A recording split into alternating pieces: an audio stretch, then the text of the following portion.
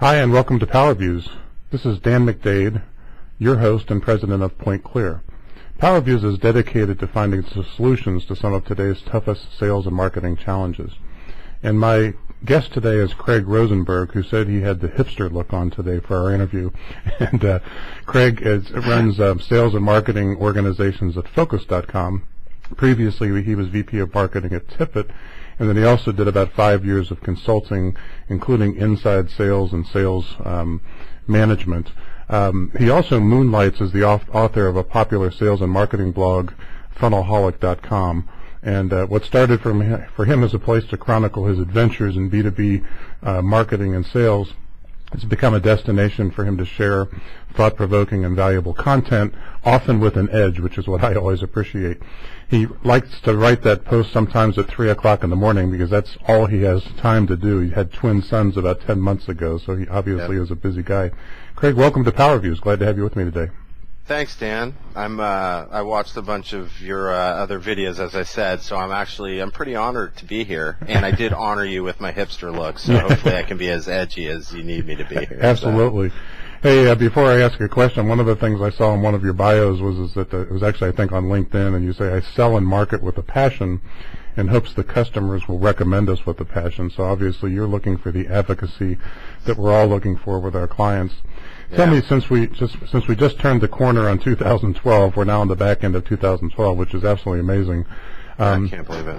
What has happened or not happened so far this year that surprises you? Well, you know, it's funny. I used to be such a downer on this when we used to ask this question of each other, you know, for the last 4 or 5 years. I'd say, well, there's all these things marketers or, you know, revenue organizations should know that they're not doing, but I'm actually seeing some really cool things happening. And, you know, I'm still working a lot with different marketing departments and sales departments in the capacity that I'm in now. And I've just seen some really amazing things. And frankly, an example of that is CSC, right? Nick Panay is a friend of mine. He goes to CSC, which is, I mean, you and I have been around for a long time. That's a stodgy, old school, massive consulting firm with a heavy bent towards government, and gone in there and created a culture of content marketing, of sharing, of lead nurturing, right? And just taking a lot of these just amazing marketing innovations that we've all been talking about over the last couple of years. And to me, it's really indicative of how a lot of the really amazing things are happening. That CSC now has a highly interactive site that's hugely social, that is building content on a by-the-second basis. That kind of stuff is pretty exciting, right? Because for years it was like, well, what are we not doing? It's like, oh, well, you know, there's all these things, you know, we got to go do. But actually now a lot of really interesting things are starting to sink in that I think are pretty amazing. The other thing I've been really homing in on in the Valley has been, I don't know if you've been reading about the growth hacks revolution. Well, a lot of the sort of SEO startup types are talking about these things called growth hacks, which are these, you know, you could define it as this sort of hack or feature or something that you do from a marketing perspective, from a sales perspective, what that is that drives growth. An example is, a simple example is, you know, a lot of the sites today that are these consumerized IT products that are being built in the Valley today, you go to their website and there's a button that says download this now, and I don't know if you've seen it. But that kind of stuff, you know, it's like Zendesk got 6,000 customers without a sales guy. I'm just digging on this stuff, and that's really been interesting to me. I don't have a ton to offer today, but I've been really fascinated because in my experience, I live like you, right? We figure out our targets, and we go out, and we just we've got to get on the phone and go talk to them. And I still prescribe that 100%. I'm not sure if some of these companies that have grown their user base without sales is real or not, or what that really is. And I'm, you know, honestly, and from the Funnelholic perspective, that's something I'm researching, and I'll probably be putting a lot of content up because I want to understand how these companies in the Valley are building their install base without sales teams. Yeah, I guess it kind of probably depends on what they're selling too, right? I mean, yeah, you know, sure. In some cases, you know, we support companies that have a $250,000 software sale, and you know, probably tough to do that with social media exclusively. You know, conversely, there's lots of companies, lots of examples out there, you know, companies that have done exactly what you're talking about. Yep. Hey, speaking of social media, just briefly, this is going to sound like a dumb question. Hopefully you agree that there is no such thing as a dumb question, but are there companies actually making money on their social media investments? Well, maybe, but they can't tell. Yeah. Yeah, I feel like social media is like this, what's the word? The downside of not doing it is probably what we should all be looking at. It's just table stakes. And I just met with a social media company, like a tracking company. It was a software company the other day, and the VP of sales is sitting with me, and he says, well, we have to find companies where actually when they run the data to figure out what their ROI is on social media, they don't get bad news, right? Because, and that's exactly kind of, the sort of problem with social media and the voodoo that it is. It's like, he's got to go and sell this product that actually tells you, it tracks tweets and tracks Facebook likes back down to a revenue position, and he's like, we sell to e-commerce companies and some other stuff because I don't want the rest of them are going to run this report and figure out that they're not getting anything. You know what I mean? So. Well, you just touched on this a minute or so ago, but the other, kind of hot discussion right now is around inbound versus outbound marketing. And I know enough, having read your stuff, that you definitely are not on the side of waiting for the business to come to you. And also I think you've written a lot about not expecting a very talented hunter-oriented sales force to basically go out and do its own prospecting. But what do you see happening right now? Are we making strides there in the country as far as kind of the balancing between inbound and outbound marketing, or how do you see this thing kind of coming together? Yeah, well, I think it is confusing, right? It's one of the reasons why you even asked this, right? It's there's all this. I mean, HubSpot and a lot of the inbound marketing writers, we can't keep up with them, right? Yeah. And their ideology is like pervasive. I go in and meet with a marketing company and they say, well, my boss told me, why can't you be more like HubSpot? And I love those guys. They're generating tons of leads. I just don't know that I could do that, right? And I just believe I don't have time to wait. So when people ask me that, I say, look, what we're doing right now is inbound marketing for you. It's not like we don't all agree that we want people to walk in our store, right? Those are the best people. But that just takes time. And it takes a lot of effort. And frankly, the results will really be powerful, but will rarely fill your complete funnel, right? Absolutely. And when you're building a company, to me, the most important thing is to identify who the target persona is and go out and go talk to them, as many of them as you possibly can. And so for me, that's like the best companies have a mixture of both. Let's put it that way, right? And I was just reading Aaron Ross's blog post the other day. I mean, he's talking about how Salesforce.com has he helped build Salesforce.com with an outbound marketing perspective right into the mid-market. It's like, if you look at all the great companies, there was some function that included the phone, that included the ability to go out and reach the people you had to go talk to. And that's the big thing for me. It's like, well, look, man, if you got to go talk to this type of person, are you seriously just going to build content until they come in your store? Because by the time you'll be fired or you'll be out of business by the time that these guys come and do that. And so for me, it's like, let's figure out who we want to talk to. Let's go talk to them. Let's create an inbound marketing, a content strategy that allows them to continue to interact with us. And that's the mix that I prescribe today. But boy, if you're going to start your business by just doing content, you're just, in inbound marketing, you're going to fail, Yeah, I've got a friend of mine who called me one day about marketing automation, and I kind of rattled off maybe a half a dozen companies that he should go out and visit. And he visited them, and I think the fastest response was about 2 minutes, and the slowest response was about 24 hours. But every one of those companies got back to him immediately. So they weren't all about, reading his digital body language for a few months, prior to engaging. They were engaging immediately. Yeah, actually, John Miller from Marketo is one of my favorite writers on lead development. I mean, his stuff is, he wrote this manifesto a while back. I use it all the time. I send it to people all the time. I mean, he's definitely got that down to a T. And, if you asked him, obviously he's built this inbound marketing machine, but they have targets that they got to go get, and he's built infrastructure to reach out and go get them. So, I think that's a really good example, and I don't know. I mean, it's funny when people come and ask me, inbound, outbound. I go, well, look, do you need to go drive revenue? Yes. Do you know who you need to go talk to? Yes. Well, then let's go talk to them and figure out the rest later. I mean, how do you even build content for them until you start talking to them? So yeah. Another hot button out there, and I'm sure this is another issue that's discussed over and over again, is the alignment between marketing and sales. And I guess I one time found an article that was dated in 1993 that talked about marketing and sales alignment. But are things getting better? Are there just a few companies that are getting it? And at least in our in the companies that we talk to, there's still a huge gap between marketing and sales in terms of getting on the same page and doing things that complement one another. I know.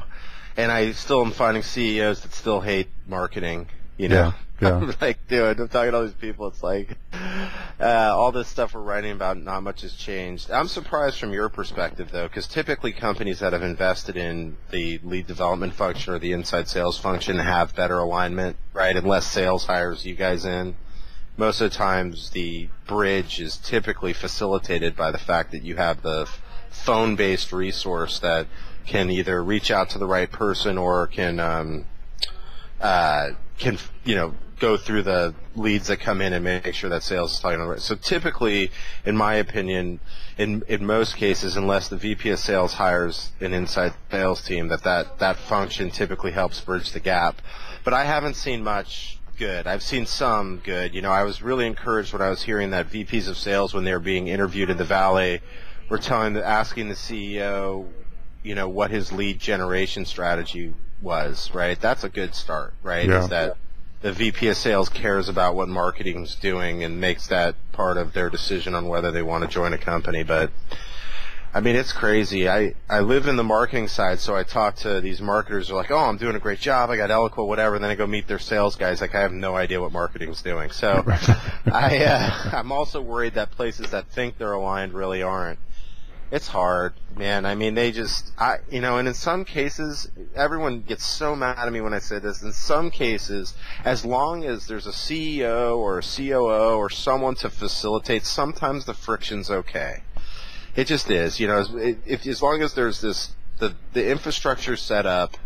What if we just made the wrong thing about talking about sales and marketing alignment, and we should have been talking about sales and marketing relationship containment? And that someone creates this process. For me, it's like, look, if someone, as you mentioned before, I am like the bang my fist on the table guy for phone-based lead development or lead gen. It changes everyone's world if done correctly, right? And you've probably seen that a million times. And people that are driving in leads, it's funny, the people we always talk about are the HubSpots and the Marketos and the Eloquas of the world who are driving. Well, that's what they do for a living. They're marketing-centric organizations. It's not as realistic, in other organizations.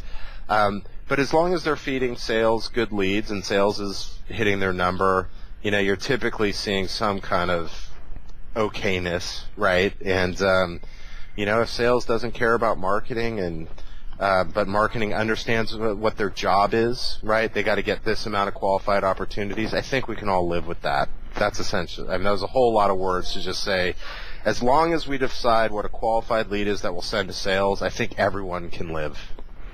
And taking one more step, which is, basically the metrics behind whether or not sales accepts the leads. Right now, leads go into a dark hole or a black hole. And, whether they're sales accepted leads or sales qualified leads or whatever you want to call them, if there's no movement back and forth between marketing and sales, and what I call kind of a judicial branch, that if marketing creates a lead that's theoretically qualified. I love that. So they should come back, it should come back to marketing if it's not qualified, but then somebody should be watching. That's why I say, nobody ever built a statue to a committee, so there's got to be a single person that has responsibility for both sales and marketing that establishes this judicial branch, because I think you I can't remember if you invented or you just participated in the drinking game where if you say serious decisions you have to drink a shot. But even in their best in class companies, roughly 50% of the leads that are being created are basically just going away. They're going into a dark hole. So And that's just the best-in-class companies. It's about 70% for average companies. So obviously, there's a lot of potential there for improvement. But by the way, I think, and I did write down what you said on the judicial branch. I think that's really been the breakthrough. Is that do they really need to love each other? Well, they're different types of people, and I think to a large extent we've moved the marketing folks that are part of the sort of demand chain, the people that are generating qualified leads. We've moved away from the people that care about their pretty little pictures and all that kind of stuff. I mean, I do think we've made strides there. But you're right. The key is there this who oversees everything and can manage all the different people? Because what typically happens is, it's like the Afghan tribal warlords, right? Everyone's going to try to figure out what the best thing is for them, and doesn't always equal, well, frankly, it never really equals the right thing. But if you have this person who can adjudicate all the and follow and watch and look at this thing from the top to the end, that's really the sort of best practice I've seen. And when these guys talk about chief revenue officers, that is really, I think that's still gelling. I don't understand revenue performance management the way it's being talked about. I have my own vision for it. And but the idea is the same, right? There's this person that sits on top and looks at kind of everything and makes sure that everyone's working cohesively and everything's being optimized, whether they like each other or not. Well, to use your Afghan warlord scenario, I think a lot of marketing that I've seen, the marketers would be better off growing poppies than what they're doing right now. They're basically in a quantity game as opposed to a quality game, and that just unfortunately is never going to work out. Yeah, well, that's the other thing is, like, I've always been very sympathetic to marketers, but what you said is true, is a lot of times they solve the wrong problem. Yeah. And sales is if there's one thing we know that's consistent about sales, are these inherently efficient animals, right? And I don't mean to use animal in a negative way. I mean literally these people, they are just so, if you waste their time, it's all about time, and whether they would tell you that or not, right? It's like their natural instincts. And if you are wasting their time, then they have no use for you, and that's a lot of the time what happens with the marketing leads that are being created out there today, so. Well, they're also driven by what I call the 3 C's, which is control, credit, and compensation. And one of the things that happens is that if a sales rep is only expected to close about 20% of what leads they get, that means they're losing 4 out of 5 times. And what sales rep wants to sign up for that? That sounds like a horrible disaster. That's why you find salespeople saying, "Oh, you get me a good lead, get me in front of the right person, and I can close 60 or 80% of the business." Well, what they're really saying is they're going to give you visibility into the leads that they feel like they can close. We've had examples where clients, sales reps have basically put down that something was a bad lead, and what we found out is they actually lost the business, but it was easier to report that there was a bad lead as opposed to it was lost business. So, there's obviously ego on that side of the equation, but in the end, nobody should go to war with the sales force because you're going to lose. So what you have to do is find a way of, really creatively and proactively and aggressively working with them to try to improve the hit rate on the leads so that in the end the company can be successful. To the extent that's happening, I think companies are doing well. To the extent it's not happening, I think it's, the results are self-fulfilling prophecy. What have we missed today, Craig? What else has been on your mind here recently? Well, I mentioned, I'm really intrigued by a lot of what's happening in the Valley today with, I mentioned, some of these companies that you're seeing that are getting these huge VC valuations are B2B, there's like Box.net and Yammer, and I hate using Yammer as an example, but Zendesk are creating like essentially this consumerized enterprise software. They're building an install base of individual users, and then they're bringing in the sales team, right? And by the way, they're bringing them in. Like before Yammer got bought, they were going to hire 50 field sales reps. I heard Box is going to hire 150, and so you've seen this really interesting evolution here, where these companies starting out in their early stages with the founders eating top ramen, they're not selling. They're actually selling things on their website, and it's in $19 per month bites. Right. They're building up an install base. Then they're bringing in the guys like us after. to come in and go sell, or in some cases like the boxes of the world, there's 30 different people in an organization with their product, and then they're going to the decision maker and saying, you already have 30, let's go do a license deal. That's just really intriguing to me. I mean, like, I'm just sitting there going, God, that feels like a good deal for a sales and marketing team, right? People are just kind of downloading the product and starting to use it. Then we get to settle them. That's not a bad call. So I don't know what it means. I definitely am going to spend a lot of time researching it. There's a really good blog from Neil Patel. And, gosh, I wish I brought it to give him more credit, but he's with KISS Metrics, and they do this thing where they go through growth hacks, 6 or 7 growth hacks of some of these high-growth companies. It's really interesting for B2B people to go look, including the consumer companies, the Groupons, et cetera. There's a lot to learn there, and I've really enjoyed studying that. That's one thing. The other thing I mentioned as part of this is we've seen a resurgence of sales rep hiring, right? These companies are figuring out how to go sell. A lot of people saying, well, it's the economy is getting better. I don't think anybody's going to agree with that. I think people are figuring out that you can't live off inbound, right? You're going to have to build the infrastructure you and I have known for years that goes out and has conversations with people. And so, I've just heard of these companies that have just got hot and raised their 100 million, and then they're going out and building massive sales teams and massive marketing functions. So I don't know. I think the big thing, it's really personal, that question for me, is I'm sort of looking into a lot of really interesting trends that are happening, particularly with technology companies in the area. So, well, in that regard, how can people either follow you or get a hold of you if they have questions, or they just want to kind of read, in addition to funnelholic.com? Get a hold of me. Yeah. So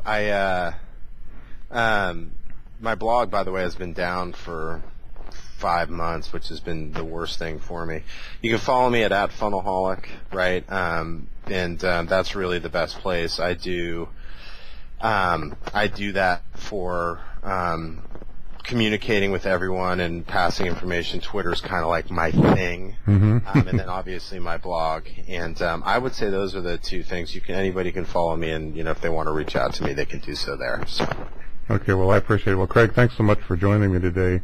This is Dan McDade signing off from another edition of PowerViews. Thank you for watching. Thanks, Dan.